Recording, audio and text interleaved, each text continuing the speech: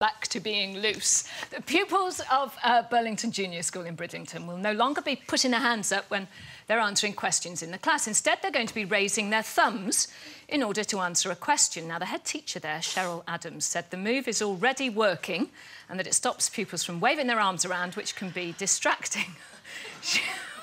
She also says it's calmed them down, and she says it's not a big deal and there's no issue of children at the back of the classroom being missed or ignored. But what do you think of all of this? What's your reaction to this? I just find it's just a little bit ridiculous, to be honest. At the end of the day, I was quite a bright kid at school, believe it or not, and I used to love putting my hand up. I used to think it was fabulous because I knew the answer, and when they chose me, I thought it was like a little achievement for me, especially in maths. I was great in every subject apart from maths, believe it or not. I was completely backward, even.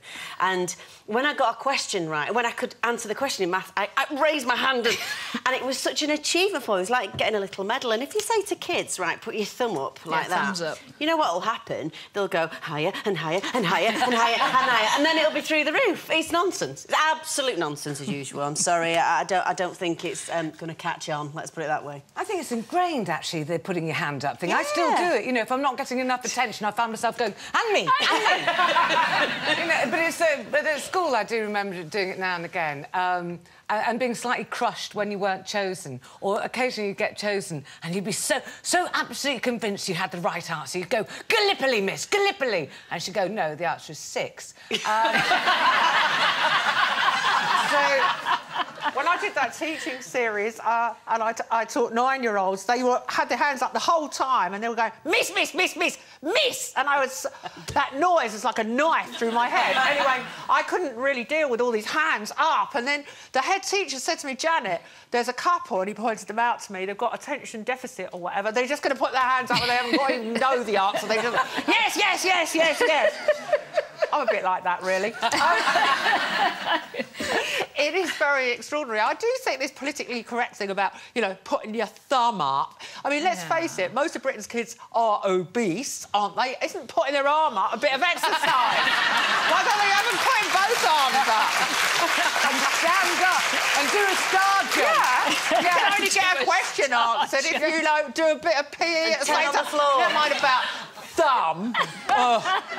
Yeah, the school I taught when I taught in that school, they didn't even have, you know, positions in the class, and they had to win smiley face badges. Oh, but they like the little star charts and things like that. But they don't get positions in class anymore, do they? No, or rankings in case it hurts their feelings. You used to have that, didn't you? Yeah, you know, yeah. Like 10th out of 10 or 11th out of 10 was the worst one. Yeah. But I know in certain schools, because I've been in schools quite a bit like you, Janet, and a lot of primary schools now, they have, instead of putting the thumbs up, it's like a red or green block that they have to turn over, so they put the... Because they don't sit in rows anymore. They sit around tables so that you're at the front, and how you get the attention of 34, you know, 9-year-olds are all looking in different directions, you know, because their human rights can't be infringed. They've got the freedom to look out the window rather than look at the blackboard.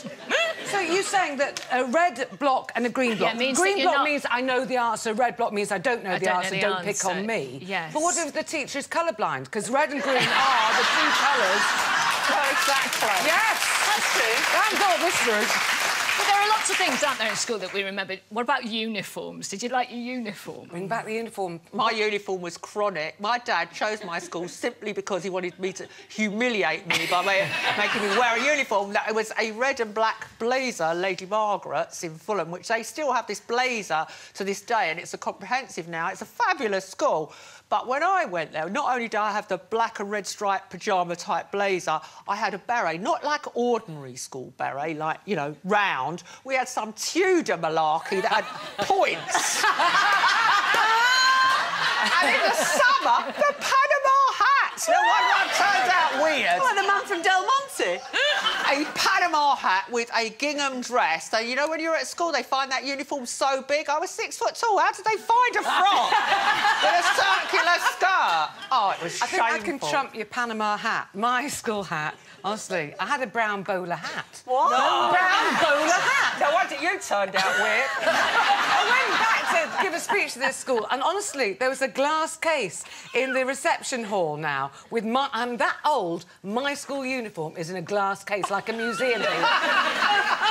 Brown bowler hat. Good lord! Yeah, yeah. Like Steed. Yeah, and you used to get an order mark if you didn't wear it. Did you have to wear your hat as soon as you left the house? Oh, yeah, I had to put my hat on. And the other thing about school, I remember, is that discipline was so intense, and then you got this report and you had to take it home. How scared were you of giving your report? Well, not really, because very scared, because I doctored mine. You did that? You opened the envelope? What did you do? Well, any B- automatically went to a B+, didn't it?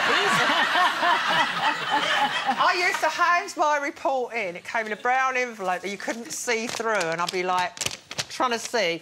I'd give it to my father, and he'll say, your mother and I look at it after tea and we'll discuss it at breakfast time.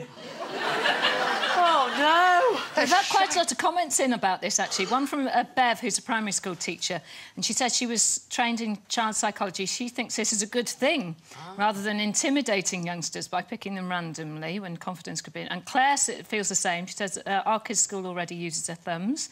Good way of kids being able to communicate their needs. We're way out of step here, girls, aren't we? Obviously. There's a change. Emma, children have been raising their hands in classes since school began. Don't try and change something that's worked perfectly for the past however many years. So it's a good one. Oh, sorry. OK, time for a